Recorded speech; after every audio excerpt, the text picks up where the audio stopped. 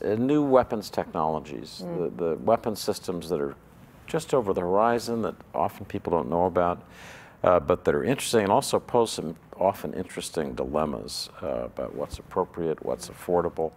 And let me start with one that's been in the news a little bit, and that's hypersonic aircraft.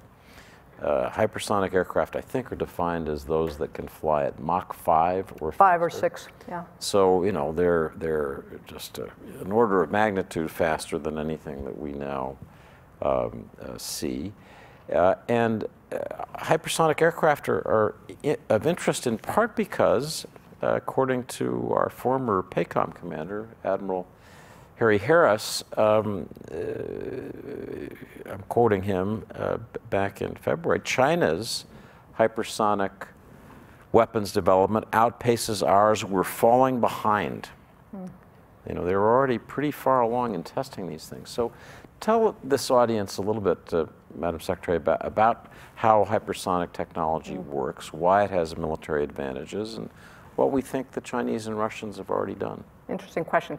First, it's not actually hypersonic aircraft we're looking at right now. It's hypersonic weapons. So think more about cruise missile rather than analogy rather than aircraft. Although I did recently see an article that someone's coming back with the idea of a very fast commercial aircraft again, which will be interesting. But so hypersonic, five to 6 times the speed of sound.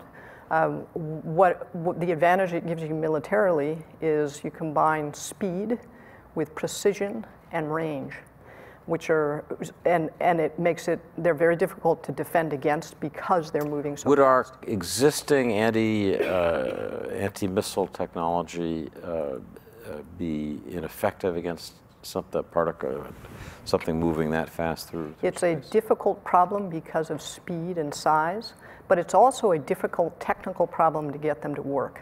The temperatures, the aerodynamics are extremely difficult technical problems. What the military has done, and this is actually kind of interesting, it's just happened in the last few weeks here, is the service secretaries, we get together for breakfast now every couple of weeks, and we talk about things we can do together. One of our first meetings, we talked about science and technology and where we were, and identified this as a high priority project to work together.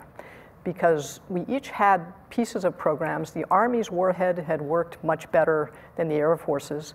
The Navy would have to scope that down in diameter, which takes longer. So we came up with a memorandum of understanding. We've got all of our people working together, doing best technology. So we're going to take the Army warhead, put it on an Air Force booster, launch it off of a B-52 while the Army is developing on the ground, and the Navy wants to put it on a deck of a ship. This kind of collaboration will accelerate testing and deployment by several years.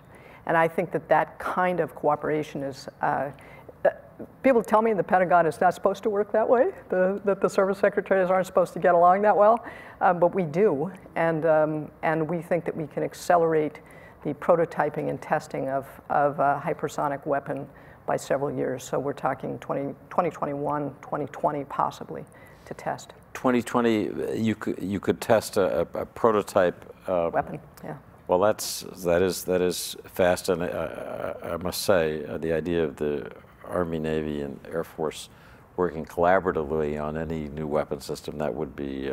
Except for football, we have a big rivalry there. Well, we're not expecting a joint Army, Navy, Air Force team anytime